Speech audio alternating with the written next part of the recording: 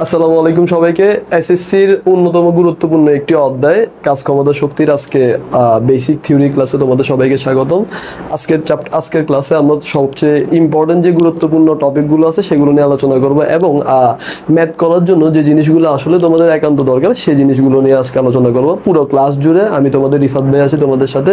আমি ছিলাম এক্স জোসেফাইট এবং পড়াশোনা করছি মাওলানা ভাসানী বিজ্ঞান ও প্রযুক্তি বিশ্ববিদ্যালয়ে। চলো আমরা ক্লাসটি শুরু করি। কাজ ক্ষমতা শক্তির সবচেয়ে গুরুত্বপূর্ণ টপিকগুলো আমি আমার প্রতিটা ক্লাসেই তোমাদের জন্য বেসিক্যালি যে গুরুত্বপূর্ণ টপিকগুলো আছে সেগুলো নিয়ে আসি এবং সে ধারাবাহিকতায় দেখো এই চ্যাপ্টারটা পড়ার জন্য চ্যাপ্টার 5-এর এই চ্যাপ্টারটা পড়ার জন্য আমাদেরকে যে জিনিসগুলো ভেরি ভেরি ইম্পর্টেন্টলি জানতে হবে সেটা হচ্ছে প্রথমে কি বিভিন্ন ধরনের কাজের উদাহরণ। দেখো এই চ্যাপ্টারে প্রথমে আমরা জানবো যে কাজ জিনিসটা কি এবং কাজের উদাহরণ বলতে কি যে কাজ কয় প্রকার, একটা কাজ করার জন্য আমরা কি ধরনের উদাহরণ দিই। ধরো বাস্তব জগতে একটা মানুষ ধরো হচ্ছে যে একটা দারোয়ান ও হচ্ছে তোমার বাসার নিচে বসে আছে, তো ওই দারোয়ানটা পরিপ্রেক্ষিতে বলতে পারে যে হচ্ছে ও কাজ করতেছে, তোমাকে বললো যে স্যার আমি অনেক বেশি কাজ করতেছি, কিন্তু সত্যিকার অর্থে কি ও কাজ করতেছে? ফিজিক্সের ভাষায় কিন্তু ওর আমরা যে সূত্রটা পড়ছিলাম W=Fs, ওই Fs সূত্র ইউজ করে S এর ভ্যালুটা কি হয়ে যাচ্ছে ভাইয়া? 0 হয়ে যাচ্ছে। তো S এর ভ্যালু যেহেতু 0 হয়ে যাচ্ছে তাহলে টোটাল কিন্তু কৃতকাজটা কত? 0। টোটাল কৃতকাজটা কত হয়ে যাচ্ছে ভাইয়া? 0 হয়ে যাচ্ছে। তার মানে আমরা এখান থেকে বলতে পারি যে ভাইয়া এখানে ওর কৃতকাজ কি নাই।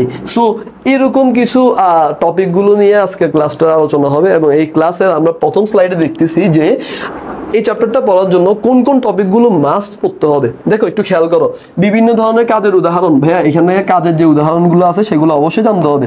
পরবর্তী টপিকে কি দেখতেছি ভাইয়া? কাজ রিলেটেড যে রাশিমালাগুলো আছে ভাইয়া। কাজ রিলেটেড রাশিমালা জিনিসটা কি? যে আমরা জানি যে কাজের অনেক রাশি আছে, ঠিক আছে। আমরা অনেক টাইমে হচ্ছে যে কাজের প্রকারভেদ সম্পর্কে আলোচনা করতে পারি। এই যে পরবর্তী পার্টে দেখতেছি যে কাজের প্রকারভেদ, কাজ হচ্ছে কয় ধরনের? 2 ধরনের, ঠিক আছে। পরিবর্তনশীল কাজ, ঠিক আছে, অপরিবর্তনশীল কাজ, পরবর্তীতে আছে ধনাত্মক ঋণাত্মক। এই যে প্রকারভেদগুলো আছে সেগুলো নিয়ে কিন্তু আমরা আলোচনা করব। দেন আমরা দেখবো ক্ষমতা রিলেটেড রাশি। স্যার ক্ষমতা জিনিসটা কি? ক্ষমতাকে আমরা নর্মালি পি বা পাওয়ার দ্বারা প্রকাশ করি, পি যেগুলো W/T, ঠিক আছে। সো এই যে টপিকগুলো নিয়ে আমরা আলোচনা করব। ক্ষমতার একক হচ্ছে ওয়াট, ঠিক আছে। এই জিনিসগুলো নিয়ে আমরা কাজ করব।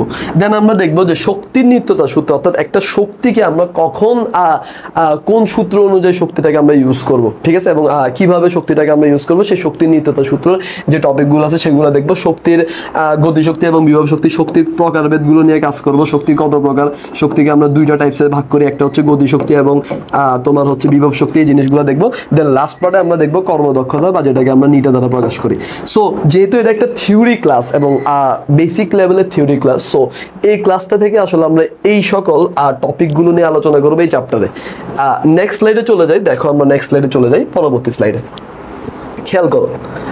প্রথম প্রশ্ন চলে আসতে পারে ভাইয়া এই ক্লাসটা তো মূলত কাজ ক্ষমতা শক্তির উপরে, তাহলে কাজ কাকে বলে? কাজ জিনিসটা একটু খেয়াল করো।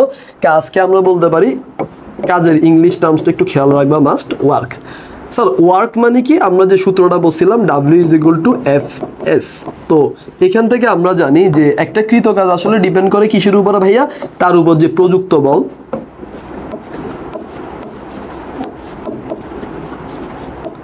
এবং তার উপরে যে সরণটা হয়েছিল এই সরণটার উপরে। সো একটা কাজ আসলে ডিপেন্ড করতেছে মূলত সরণ এবং তার প্রযুক্ত বলের উপরে।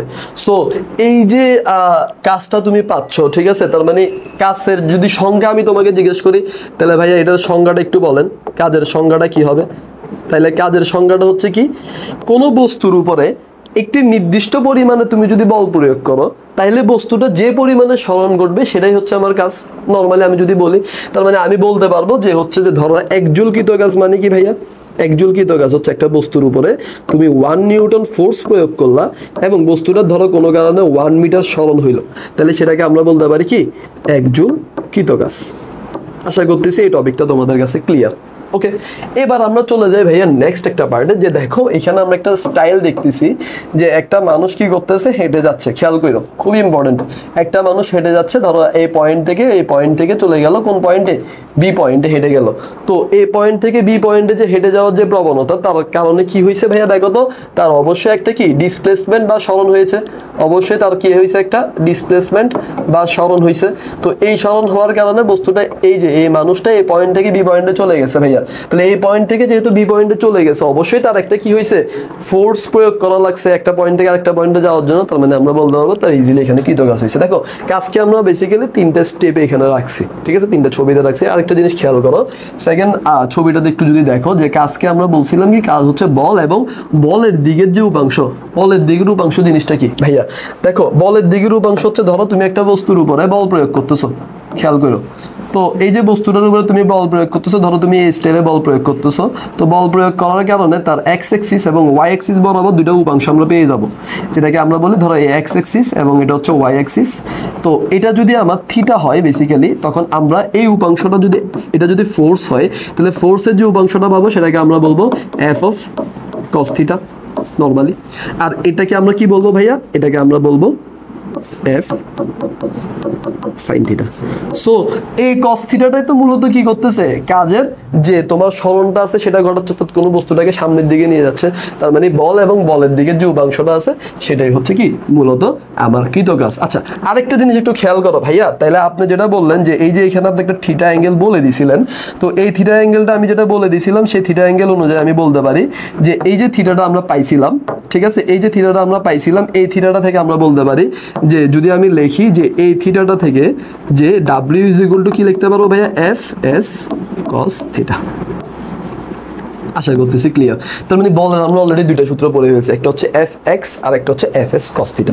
যদি এই দুইটা টপিক তোমাদের ভালো করে ক্লিয়ার থাকে, তোমরা কিন্তু ইজিলি যে কোনো টাইপের ম্যাথ করে ফেলতে পারবা। চলো আমরা নেক্সট স্লাইডে চলে যাই। দেখো কাজের প্রকারভেদ ভাইয়া, কাজকে আমরা কিভাবে প্রকারভেদ বা কাজকে কিভাবে আমরা ডিফাইন করতে পারতেছি, বা কাজের যে টাইপসগুলো আছে সেই টাইপসগুলো কি, খেয়াল করো। কাজের প্রকারভেদে আমরা একটু দেখবো যে হচ্ছে যে প্রথমত আমরা যে জিনিসটা দেখবো সেটা হচ্ছে যে প্রথমে বলের দ্বারা কাজ, সেটা ধনাত্মক কৃতকাজ হচ্ছে। কেন হচ্ছে আমি কিছুক্ষণ পরে বলতেছি। দেন আমরা দেখবো বলের বিরুদ্ধে কাজ, সেটাকে আমরা বলতেছি ঋণাত্মক কৃতকাজ বা নেগেটিভ। পরিবর্তনশীল বল দ্বারা কাজ, ভাইয়া পরিবর্তনশীল বল মানে কি, এটা কিছুক্ষণ পরে আমরা দেখবো যে পরিবর্তনশীল বল দ্বারা কৃতকাজ এই জিনিসটা কি বোঝাচ্ছে। তারপরে আমরা দেখতেছি পরিবর্তনশীল বল দ্বারা কাজ। তো পরিবর্তনশীল বল দ্বারা কৃতকাজ জিনিসটা কি? পরিবর্তনশীল বল দ্বারা কৃতকাজ এই জিনিসটা খুব ইম্পর্টেন্ট, ঠিক আছে। অর্থাৎ একটা বল, বা আমি যদি বলি একটা বল হচ্ছে যে কন্টিনিউয়াসলি চেঞ্জ হচ্ছে প্রতিটা পয়েন্টে, সো ওইটাকে আমরা বলি বেসিক্যালি পরিবর্তনশীল বল দ্বারা কাজ। তারপর আমরা দেখবো অভিকর্ষজ বলের বিপরীতে কাজ। অভিকর্ষজ বলের বিপরীতে কাজ মানে কি ভাইয়া? তুমি অভিকর্ষজ বলের দিকে, ধরো আমি এই কলমটাকে ভূমি থেকে উপরের দিকে উঠাইলাম, খেয়াল করো। তো এটা যদি ভূমি হয়, ভূমি থেকে তুমি এই বলটাকে উপরের দিকে উঠাচ্ছ, আর আরেকটা বল হচ্ছে কি নিচের দিকে থাকতেছে না, তার মানে জিটা হচ্ছে যে ভাইয়া নিচের দিকে, খেয়াল করো। আর উপরের দিকে তোমার হচ্ছে যে কি, এই যে এটা যদি এম হয় তাহলে উপরের দিকে হচ্ছে যে আমার কি রেস্টোরিং ফোর্সটা, বা উপরের দিকে তুমি বস্তুটাকে উঠাচ্ছ। তার মানে এই যে তাদের মধ্যবর্তী অ্যাঙ্গেলটা কত হয়ে গেছে ভাইয়া? 180 ডিগ্রি হয়ে গেছে। মানে এটা কিন্তু অভিকর্ষজ বলের বিপরীতে কাজ করতেছো, অর্থাৎ কাজের ভ্যালুটা তুমি উপরের দিকে উঠাচ্ছ, অর্থাৎ এখানে তুমি ফোর্স প্রয়োগ করতেছো, খেয়াল করো। এটার কারণে তোমার সরণটাও কোন দিকে হচ্ছে? এই জায়গায় হচ্ছে। ওকে, দেন আমরা দেখবো মহাকর্ষজ বল দ্বারা কৃতকাজ। ভাই মহাকর্ষজ বল দ্বারা কৃতকাজ জিনিসটা কি? মহাকর্ষজ বলের, অর্থাৎ মহাকর্ষজ যে আমরা যে ত্বরণটা ইউজ করতেছি, বা আমি যদি বলি যে মহাকর্ষজ বলের যে প্রভাবটা আছে, যেখানে আমরা হচ্ছে যে জি বা গ্র্যাভিটিকে ইউজ করি, মহাকর্ষজ এই যে গ্র্যাভিটি বা এই যে তোমার ত্বরণটা আছে যেটাকে আমরা জি দ্বারা ডিফাইন করতেছি, এটার প্রভাবে যে হচ্ছে যে কৃতকাজটা সম্পূর্ণ হচ্ছে, সেটা হচ্ছে মহাকর্ষজ বল দ্বারা কৃতকাজ। পরবর্তী স্লাইডে একটু খেয়াল করো, আমি যদি বলি, আচ্ছা আমি যদি বলি যে এই যে বলের দ্বারা কৃতকাজ সেটা হচ্ছে ধনাত্মক। ভাই কেন ধনাত্মক বলতেছেন একটু খেয়াল করো। ধরো একটা বস্তু ধরো, অথবা একটা মানুষ, ধরো একটা মানুষ এখানে দাঁড়ায় আছে, খেয়াল করো। তো এই মানুষটা এ পয়েন্ট থেকে বি পয়েন্টে যাবে। তো ও যে এই পয়েন্ট থেকে বি পয়েন্টে যাচ্ছে, সেক্ষেত্রে ওর অবশ্যই একটা কি হচ্ছে ভাইয়া?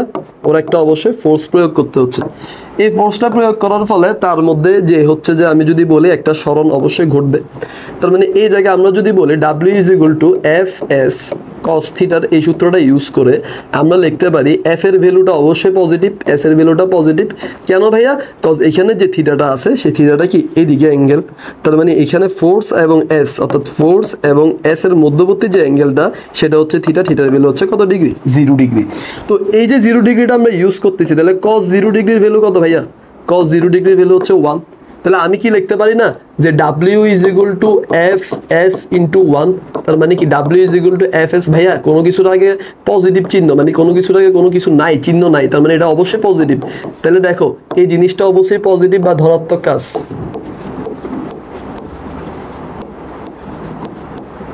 ওকে, এবার যদি আমি তোমাদেরকে বলি যে ঋণাত্মক কাজ জিনিসটা কি, একটু যদি ক্লিয়ারিফাই করি ঋণাত্মক কাজের বিষয়টা। দেখো আমরা জানি W is equal to Fs cos theta.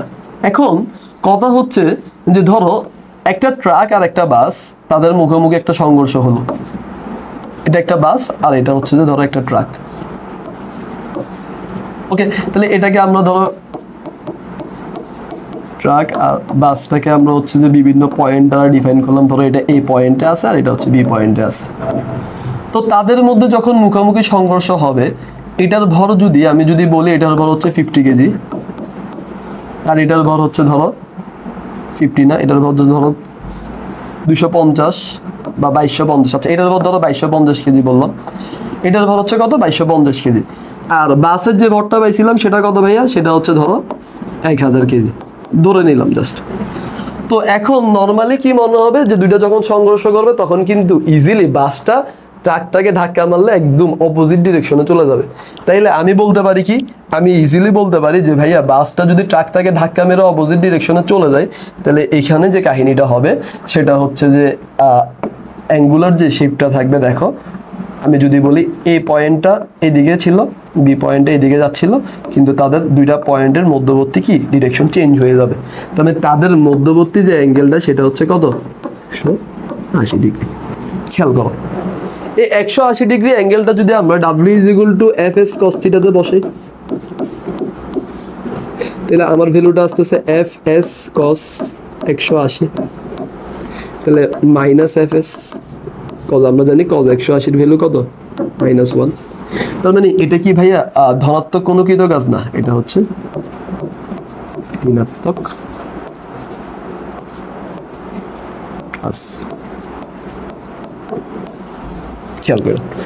So এই যে সেগমেন্টটা এটা খুব বেশি ইম্পর্টেন্ট, এবং এই জিনিসটা যারা বুঝতে পারবে তাদের কিন্তু আমি যদি বলি এই টপিকটা একদম ক্লিয়ার হয়ে যাবে, অর্থাৎ কাজের যে টাইপটা আছে বা কাজের যে প্রকারভেদগুলো আছে সেগুলো কিন্তু তাদের জন্য ক্লিয়ার। তোমাদের এসএসসি সেগমেন্টে বেসিক্যালি এই দুইটা জিনিস নিয়ে খুব বেশি আলোচনা করা হয়, এটা হচ্ছে তোমাদের এইচএসসির পার্টের জন্য খুব ইম্পর্টেন্ট। ওকে, পরবর্তী স্লাইডে আমরা চলে আসি। খেয়াল করো, কাজ ক্ষমতা শক্তি পড়ার জন্য প্রথমত আমাদের কিছু সূত্র জানতে হবে। কজ একটা চ্যাপ্টার পড়ার ক্ষেত্রে তুমি যদি সূত্রগুলাই না জানো তাহলে কিন্তু তুমি পরের চ্যাপ্টারে বা এই চ্যাপ্টারটার ম্যাথমেটিক্যাল টার্মসগুলোতে অনেক বেশি প্রবলেম ফেস করবে। সো একটু সূত্রগুলো একটু দেখে নাও, আমি তোমাদেরকে একদম টাইপ ধরে ধরে সূত্রগুলো রেখে দিছি। প্রথম যে সূত্রটা হচ্ছে আমরা জানি W is equal to Fs বা Fx ও বলতে পারি। এটার সিমিলারলি আরেকটা সূত্র আমরা বলছিলাম W is equal to Fs cos theta. Then 3 নম্বর সূত্রটা একটু খেয়াল করো, এখান থেকে আমরা দেখতেছি F is equal to -kx। তার মানে এই জিনিসটা কখন আমরা পড়বো, যখন আমরা স্প্রিং এর যে কনস্ট্যান্ট আছে সেটা পাওয়ার সময় এই জিনিসটা অবশ্যই আমাদেরকে জানতে হবে। 4 নম্বর সূত্রটা একটু খেয়াল করো যে mg is equal to kx বা kx by g, m is equal to এই f কে আমরা কি লিখতে পারি ভাইয়া, mg is equal to kx ও লেখা যায় কিন্তু, ঠিক আছে। সো এই জায়গায় কিন্তু একটা ফ্যাক্ট আছে খুব ইম্পর্টেন্ট, এই জিনিসটা একটু ভালো করে খেয়াল করতে হবে। তারপরে আমরা দেখবো বিভব শক্তি v ইজ ইকুয়াল টু কি ভাইয়া, v is equal two mgh, এটাকে আমরা বলতে পারি পটেনশিয়াল এনার্জি EP। আরেকটা সূত্র আছে এটার সাথে সাথে t is equal two ek is equal to half of mv square, খুব ইম্পর্টেন্ট সূত্র। দেন আমরা দেখবো E is equal two mc square, E is equal to কি ভাইয়া, E is equal two mc square. এই সূত্রটা তোমরা অলরেডি পড়ে ফেলছো, ঠিক আছে, তোমাদের এটা পড়ে থাকার কথা, অনেকবার পড়ে আসছো, ঠিক আছে, এটা ফিজিক্সের সবচেয়ে ইম্পর্টেন্ট ল। তারপর আরেকটা সূত্র আছে P is equal two w/t, খেয়াল করো। তো এই যে এটা কিসের সূত্র ভাইয়া, ক্ষমতা সূত্র। P ইজ ইকুয়াল টু কি w/t, w এর ভ্যালু আমরা নরমালি জানি যে Fs, ঠিক না। আবার আরেকটা জানি কি mgh, এই যে এটাকেও কিন্তু আমরা নরমালি w এর সাথে ডিফাইন করতে পারি। শক্তি আর কাজ কিন্তু একদম সিমিলার টাইপ। ওকে, তারপরে আমরা দেখতে পারি যে 9 নম্বর সূত্রটা কোনটা ভাইয়া, 9 নম্বর সূত্রটা আমি যদি একটু বলি যে হচ্ছে নিটার ভ্যালুটা হচ্ছে P output divide by P input, কর্মদক্ষতা P output divide by P input into 100%। Okay, then আমরা দেখবো যে হচ্ছে যে এই যে টোটাল যে নিডের ভ্যালুগুলো সেগুলো কিভাবে ডিফাইন করতেছে একটু দেখো, যে টোটাল যে লব্য কার্যকর শক্তি এবং প্রদত্ত শক্তির যে অনুপাতটা আছে সেটা শতকরা শতাংশ। সো এই সূত্রগুলো যদি ভালো করে জানতে পারো সেক্ষেত্রে এই 9-10টা টাইপের যে সূত্রগুলো আছে এগুলো ভালো করে জানতে পারলে এই চ্যাপ্টারে আর কোনো সূত্র তোমাদেরকে আলাদা করে পড়তে হবে না।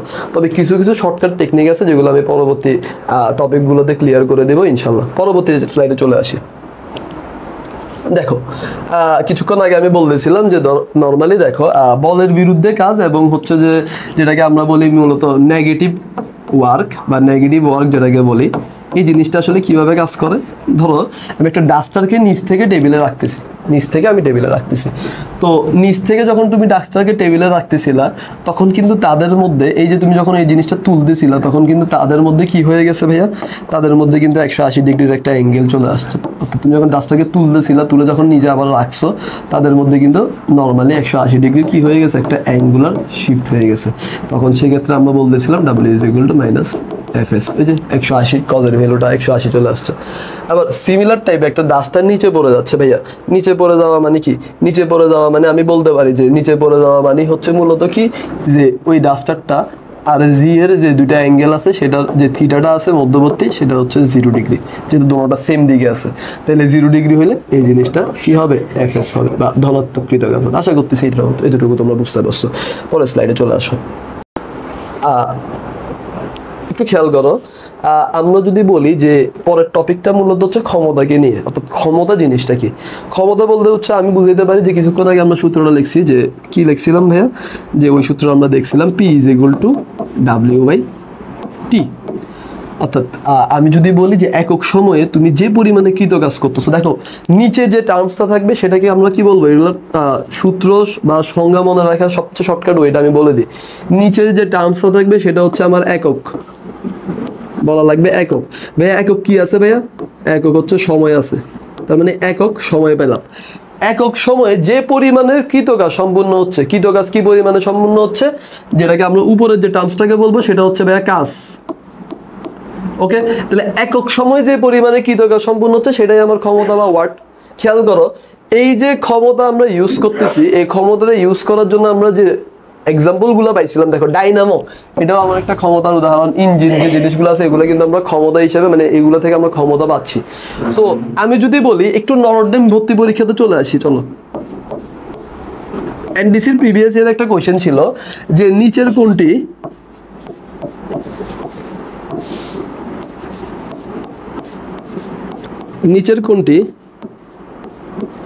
বল ও বেগের গুণফল।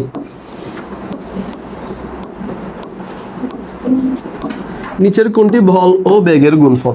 আচ্ছা, বল ও বেগের গুণফল জিনিসটাকে একটু খেয়াল করো। বল মানে হচ্ছে ভাইয়া এখানে ফোর্স থাকবে অবশ্যই, আর বেগ মানে হচ্ছে এখানে ভাইয়া ভেলোসিটি থাকবে। তাহলে বল ও বেগের গুণফল কিভাবে বের করব, এটা অনেকে পারে না, কজ অনেকের কনসেপ্টটা ক্লিয়ার ছিল না ক্ষমতা থেকে। আমি যদি বলি যে ভাইয়া আমরা কিছুক্ষণ আগে সূত্র পড়ছিলাম P = W/T, তাহলে W = কি ছিল ভাইয়া, Fs/T। এখন একটু খেয়াল করো তো, আমরা যদি গতির চ্যাপ্টারটা একটু ভালো করে পড়তাম, তোমরা আমাদের সামনের যে কোর্স আছে ওইখানে কিন্তু আমরা ফিজিক্সের প্রতিটা টপিক এভাবে ক্লিয়ার করব। সো গতির চ্যাপ্টারটা যদি ভালো করে পড়তে, এখান থেকে কিন্তু একটা সূত্র ছিল S = VT বা সমবেগের যে সূত্রটা। তো এখান থেকে কি আমি লিখতে পারি না S/T হচ্ছে V। তাহলে তোমরা আমাকে বলো এই পুরাটা টার্মস আমি যদি একটু অন্য কালার দিয়ে দেখাই, তাহলে দেখো তো এই যে এই পুরাটা টার্মসটাই তো আমার কি ভেলোসিটি সমান। তার মানে আমি কি বলতে পারি না যে এই যে ক্ষমতায় যেটা পাইছিলাম আমরা সেটাই হচ্ছে কি বল ও বেগের গুণফল। ওকে, এবার একটা জিনিস খেয়াল করো, আমি এই জায়গায় কিছু টার্মস রাখছি, যেমন কি 1 কিলোওয়াটের ভ্যালু কত, 1 কিলোওয়াট = হচ্ছে 10⁻³ ওয়াট, এটা মনে রাখতে হবে। দেন 1 মেগাওয়াট সমান কত, 10⁻6 ওয়াট। এই জিনিসগুলো একটু মাস্ট মনে রাখতে হবে। 1 HP সমান কত, 720 ওয়াট। সো এই জিনিসগুলো কিন্তু আমাদেরকে মনে রাখতে হবে।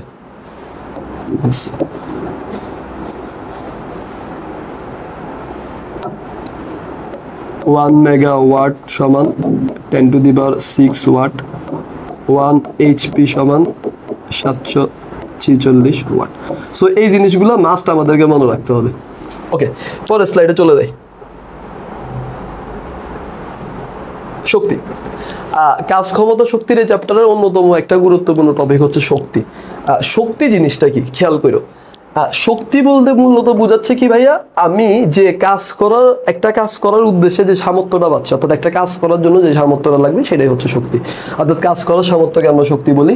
ভাইয়া শক্তি আর কাজের মধ্যে কি কোনো পরিবর্তন আছে, বা শক্তি আর কাজের মধ্যে কি কোনো ডিফারেন্স আছে? না, শক্তি আর কাজ হচ্ছে সেম টাইপ, এবং এদের একক বা মাত্রাও কিন্তু সেম। এখন তুমি প্রশ্ন করতে পারো ভাইয়া তাহলে কাজের মাত্রাটা আমরা কিভাবে ডিফাইন করতে পারবো? দেখো মাত্রা কিভাবে বের করবো, মাত্রা সমীকরণগুলো কিভাবে বের করা যায় একটু খেয়াল করো।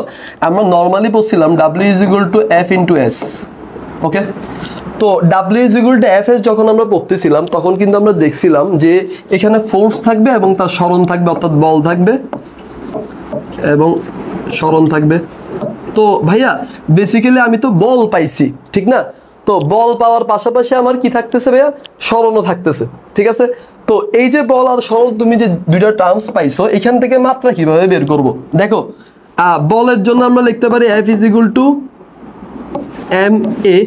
তো এটা আমার ছিল সূত্র, তাহলে এখান থেকে m এর জন্য আমরা বড় হাতের M আর a এর জন্য আমরা মাত্রা বের করছি LT = 2।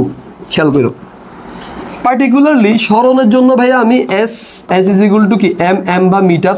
তার মানে আমি বলতে পারি যে এখান থেকে আমি লেন্থ পাবো মিটার থেকে, যেহেতু দৈর্ঘ্য, এই মিটারটা কিন্তু মূলত কি ভাইয়া দৈর্ঘ্য, এখান থেকে আমি লেন্থ পাচ্ছি। তাহলে টোটাল মাত্রা যদি বলি W = Fs হচ্ছে কি হবে ভাইয়া mLT = 2 × L। তাহলে এখানে আমরা লিখতে পারি mL² T = 2। তাহলে এটা হচ্ছে আমার কিসের মাত্রা পাইলাম ভাইয়া, এটা হচ্ছে কাজের মাত্রা পাইলাম। তাহলে ক্ষমতার মাত্রাটা কি হবে, আমরা জানি ক্ষমতা P = W/T, তাহলে mL² T = 2 / T, তাহলে হবে mL² T = 3। একদম ইজি পার্ট, একদম ইজিয়েস্ট পার্ট। সো এই জিনিসগুলো যদি এভাবে বেসিক ক্লিয়ার করে পড়তে পারো, ইনশাল্লাহ এই টপিকগুলো নিয়ে আর কোনো ধরনের প্রবলেম হবে না। সো চলে আসি আমরা নেক্সট স্লাইডে। ওকে, খেয়াল করো শক্তি। তো শক্তি আর আমি অলরেডি বলে দিছি যে শক্তি আর হচ্ছে কাজ হচ্ছে একদম সিমিলার টাইপ, ঠিক আছে? এবং শক্তি এবং কাজের মাত্রাগুলোও সেম। অবশ্যই তোমাদেরকে মনে রাখতে হবে কাজ করার সময়টাই হচ্ছে কি আমার শক্তি, এবং তাদের যে মাত্রাগুলো আছে অবশ্যই সেম হবে। আচ্ছা, এবার একটু খেয়াল করো শক্তির পার্থক্যগুলো একটু দেখো। শক্তি আর কাজের, শক্তির হচ্ছে একটা নির্দিষ্ট মান আছে কিন্তু দিক নেই, ঠিক আছে? এখন প্রশ্ন করতে পারো ভাইয়া কাজের কি কোনো দিক আছে? আমরা জানি কাজ কি বলতো, কাজ W = Fs। তাহলে F হচ্ছে কি রাশি ভাই, ভেক্টর রাশি, যেটাকে আমরা মাইনাস দিয়ে ডিফাইন করতে পারি। S হচ্ছে কি সমান, এটাও কি রাশি, ভেক্টর রাশি, দুইটাই মাইনাস, তাহলে মাইনাস মাইনাস হয়ে গেছে প্লাস, তাহলে এটাকে আমরা কি বলবো, স্কেলার রাশি, স্কেলার। ওকে, তার মানে এখানেও বোঝা যাচ্ছে যে ভাই এটারও কোনো দিক নেই। আর সাধারণত বিদ্যুৎ শক্তির হিসাব নিকাশের জন্য আমরা কি ইউজ করি, কিলোওয়াট ঘন্টা বা কিলোওয়াট আওয়ার।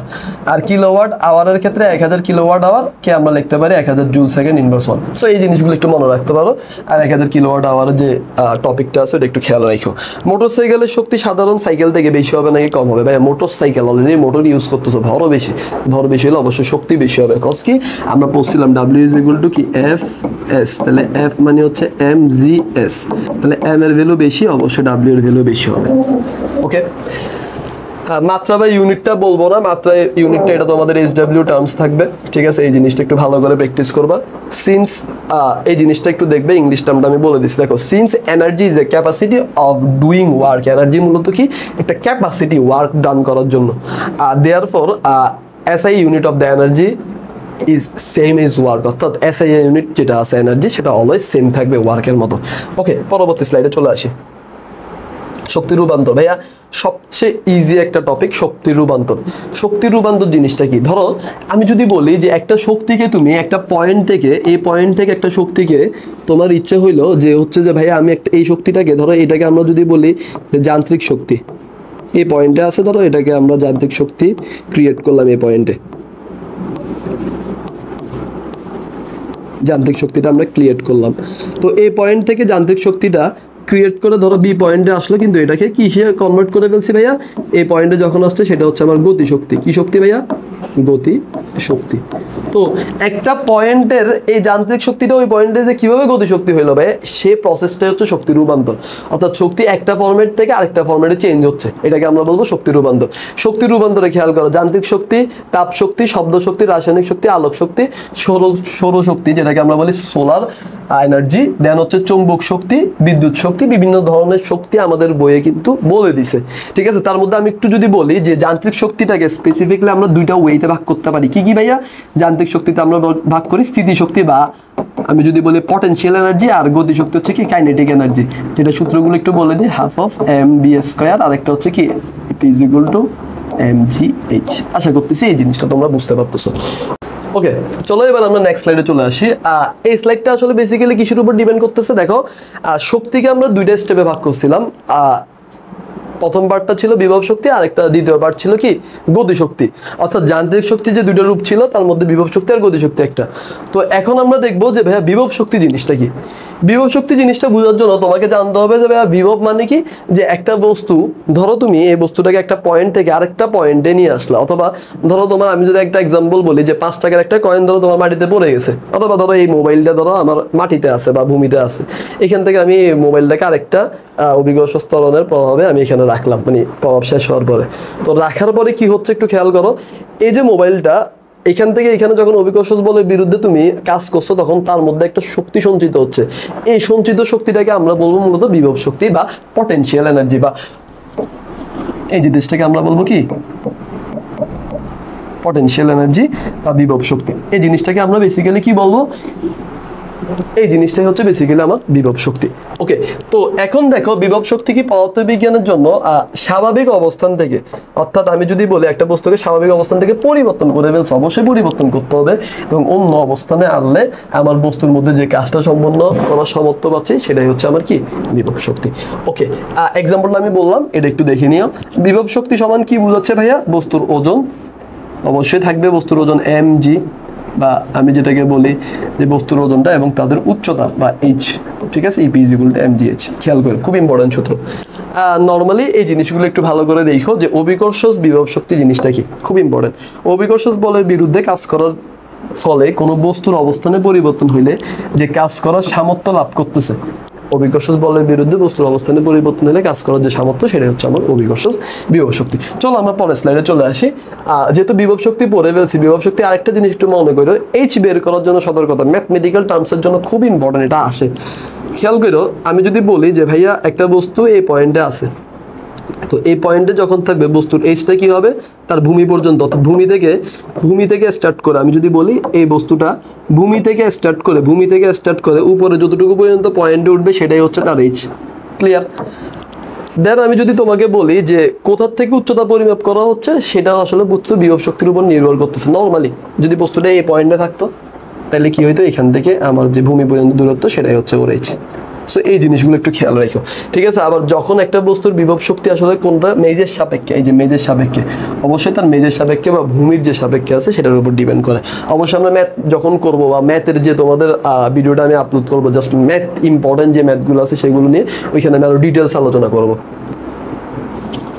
এবার আমরা দেখবো গতিশক্তি বা কাইনেটিক এনার্জি। এতক্ষণ আমরা পটেনশিয়াল এনার্জি সম্পর্কে বললাম, পটেনশিয়াল এনার্জি কি এই জিনিসগুলো জানলাম। এখন কাইনেটিক এনার্জি জানবো।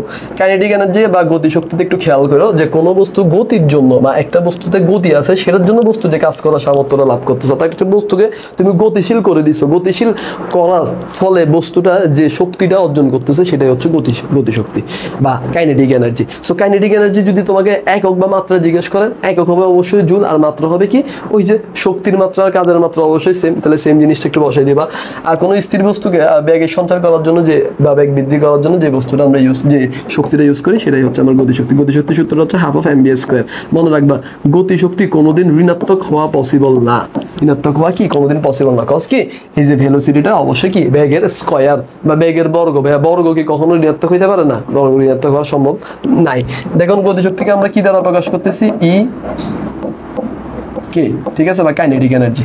ওকে, এবার একটু খেয়াল করো, দেখো একটা বাচ্চা এখানে কি করতেছে ভাইয়া, এখানে হচ্ছে তোমার হচ্ছে যে নর্মালি আমরা যেরকম ছোটবেলায় পাথর দিয়ে যে জিনিস, পাথর দিয়ে আর কাঠ দিয়ে রাবার দিয়ে বানাইতাম, ওই ছোট পাথর গুলিগুলো, এই গুলিগুলো ইউজ করে আম পাততেছে। তো আম পাড়ার ফলে যে জিনিসটা হচ্ছে, দেখো আম পাড়ার ফলে এই বস্তুটা, আম যখন পড়ে যাচ্ছে তখন তার এই যে এই জিনিসটা কিসে কনভার্ট হচ্ছে বলো তো, এই জিনিসটা হচ্ছে বেসিক্যালি আমার কি গতিশক্তিতে কনভার্ট হচ্ছে। ঠিক আছে, এই যে গতিশক্তিটা এখানে কি হচ্ছে, গতিশক্তিতে, পাথরটা গতিশক্তিতে কনভার্ট হয়ে আমকে ঢিল মারতেছে, এই যে গতিশক্তিটা এখানে কি হচ্ছে, পরবর্তীতে কনভার্ট হয়ে যাচ্ছে বা রূপান্তর হয়ে যাচ্ছে এবং আমটা পড়ে যাচ্ছে। সো এই জিনিসগুলো একটু খেয়াল করো। গতিশক্তি, ধরা যাক এম ভরের একটা বস্তু উপরে তুমি ফোর্স প্রয়োগ করবা এবং তার ফলে বস্তুটা বেগ প্রাপ্ত হইলো। তো এই যে বেগ প্রাপ্ত হইলে বস্তুটার গতিশক্তিটা একটু খেয়াল করো। আমরা জানি ইকে সমান সমান এম এ এস। এখান থেকে আসলে সূত্রটা কিভাবে বের করবে এই জিনিসগুলো আমি একটু খুব সুন্দর করে বিস্তারিত আলোচনা করছি।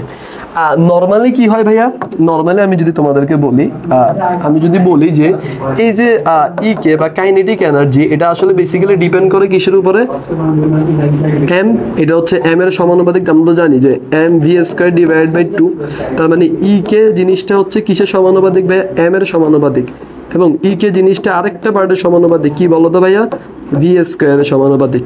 খেয়াল করো, তার মানে আমি যদি বলি যে নির্দিষ্ট ভরের কোনো বস্তুর গতিশক্তি বেগের বর্গের সমানুপাতিক, অর্থাৎ এই ভ্যালুটা তুমি যদি 4 করো, তাহলে 4 কে স্কোয়ার করলে যে ভ্যালুটা আসবে, অর্থাৎ বেগকে তুমি, বেগ যদি, বেগের ভ্যালু যদি 4 থাকে, তাহলে 4 এর স্কোয়ার হলে তোমার কি গতিশক্তি সমান হবে, অর্থাৎ 4 স্কোয়ার সমান সমান ইকে, অর্থাৎ ইকের ভ্যালুটা তখন কি হয়ে যাবে, 16 হয়ে যাবে। সো এই জিনিসটা খুব ইম্পর্টেন্ট বুঝতে হবে ভাইয়া।